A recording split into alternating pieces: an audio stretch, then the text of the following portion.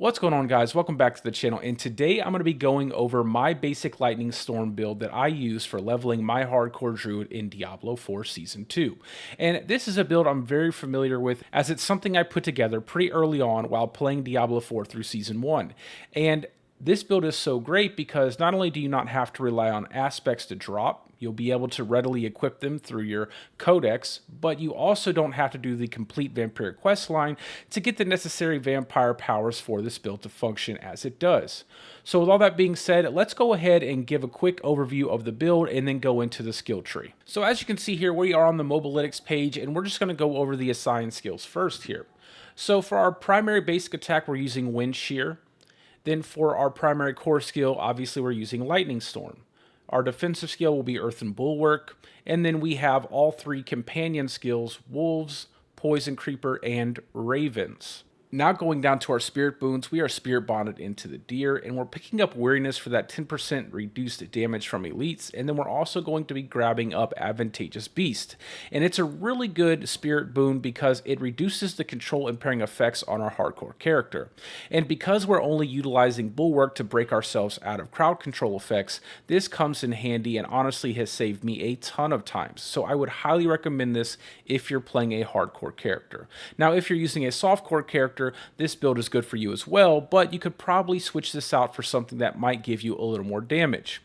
Going down to the Eagle, I'm picking up swooping attacks for that 10% attack speed increase. Then to Wolf, we're grabbing Energize for that chance to restore some spirit on a lucky hit. And then down to the Snake, we're picking up Overload for that chance to deal some damage with a lucky hit as well. Now, the best part about this build is that we're not really looking for anything stat-wise on our equipment other than maybe a little bit of movement speed on our boots and on our amulet. So that really frees up a lot of time we spend looking through our inventory for specific stats, and honestly, we're just picking up the next item that has a higher power level. But the aspects you put on your gear here are very important, and we're going to go over them a little bit right now. So on the helmet, we're picking up the aspect of disobedience, and again, these are all available in your codex when you complete certain dungeons. And the aspect of disobedience is really great because it gives us that extra armor while we're dealing damage to give us a little bit more tankiness. Then on the chest piece, we're going aspect of might, and aspect of might is good because we'll be weaving attacks, basic attacks, with our wind shear between our lightning storms, so we'll always have up that 20% damage reduction. Then on our gloves, we're using aspect of retaliation, which gives us more multiplicative damage based on the amount of fortify we have. And then we are going on our pants, the aspect of mending stone to increase the duration of our bulwark, so that way we get a little bit more time while we are not worried about being stunned up by enemies. And then for our boots, the aspect of slaughter, which you can get from your seasonal journey. And honestly, this is a really great aspect in the early game because one of the things that Druid lacks is movement speed, and this pretty much cures that. 20% movement speed right off the bat, really easy to get a hold of, and makes the build a lot more fun to play. And then the big one is Shepherd's aspect, and the reason why we have all of our companion skills. And that's because Shepherd aspects give us multiplicative damage based on the amount of companions we currently have out in the field of play. And we can have quite a few companions on our druid, so we get a ton of multiplicative damage out of this for our core skills. And then the amulet, my go-to is the rapid aspect. I love the attack speed. It helps with resource regeneration while we're doing our dungeons and while we're in the open world. And then the aspect of Stampede. This is another seasonal journey aspect you can get, and it gives us that +1 companion, and then gives our companion skills a little extra damage. And then the one aspect that you have to have from a drop, and I did not get it for my entire playthrough from 1 to 50, and I rarely do get it, but if you find it, it pretty much doubles your farming speed, and that's Lightning Dancer's aspect. And this aspect is usable through the entire duration of playing a Lightning Storm build from 1 to 100, and it's a big way you deal a lot of AoE damage with a Lightning Storm build. So if you find yourself with this Lightning Dancer aspect, go ahead and throw it on a piece of jewelry, as you won't really need to pull those in and out too much. You can pretty much keep a ring on for as long as you want until you reach the end game. And then for the offhand, we are using the aspect of elements just for that increased damage every 7 seconds when it swaps to lightning.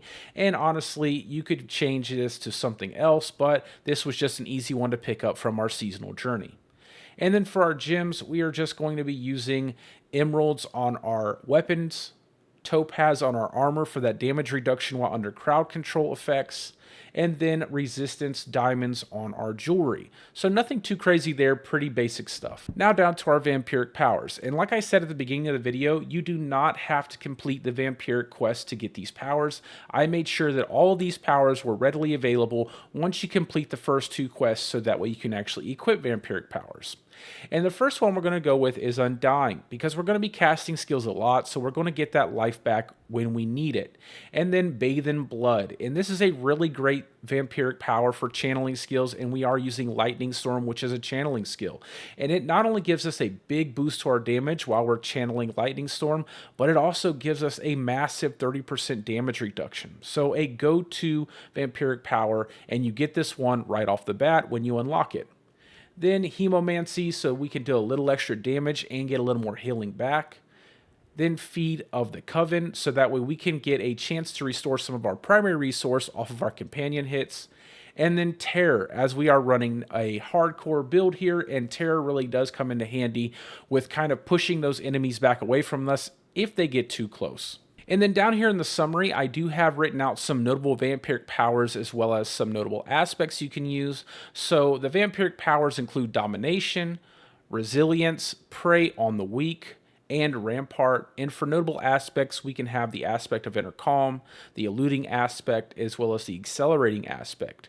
Now, this build can also be played with Nature's Fury as the key passive here, and if you do manage to find yourself with a symbiotic aspect, it is a perfect way to switch over to using Nature's Fury instead of Perfect Storm. Now that we're over here on the skill tree, let's do a quick overview of our skills. And as you can see here, we have 10 points remaining because I wanted to leave those points available for you guys to really do what you want with this build, because honestly, you just needed the framework and the rest is really up to you.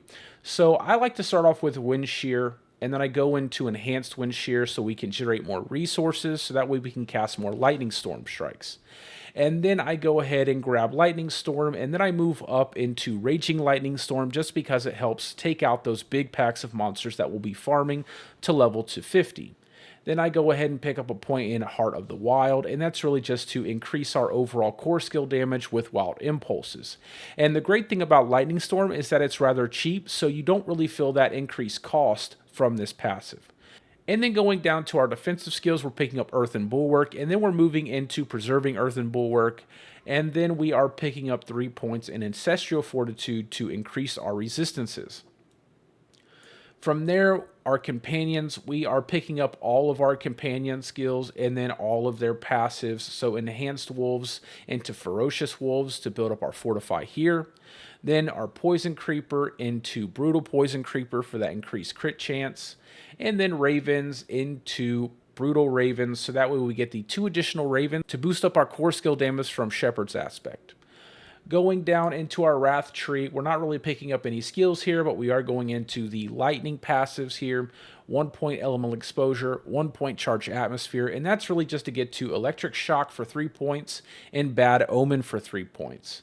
Then going down to our ultimate skill tree, we're not using any ultimates for this build, but we are going to go ahead and pick up Defiance for the increased multiplicative damage to elites, and then the Circle of Life passive just to give us some more healing when we cast our core skills. Also, we're going to be picking up Defensive Posture, Nature's Resolve, and then Unrestrained. And Unrestrained is another way for us to reduce those crowd control effects on our hardcore characters. Then for our key passive here, we are going to use Perfect Storm.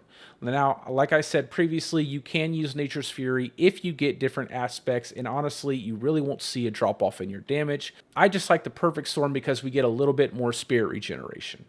But that's really it for the overall skill tree and the build, guys. As you can see here, I do have it set up on Mobalytics as leveling, so you can see each and every skill point used, at which level they were used, and that should really help you tailor your build as you level from 1 to 50 in Diablo 4 Season 2. But that's really it for the video, guys. I hope you guys found this informative. This is a really great build. Not only does it help you get from 1 to 50 really fast, but it is the framework for building an in-game Lightning Storm build on a Druid. So let me know what you guys think down in the comments section. If you have any questions, feel free to ask them and I will answer them as I see them. And with that being said, I hope you guys are having a good day or a good night wherever you're from, and peace out. I will see you in the next one.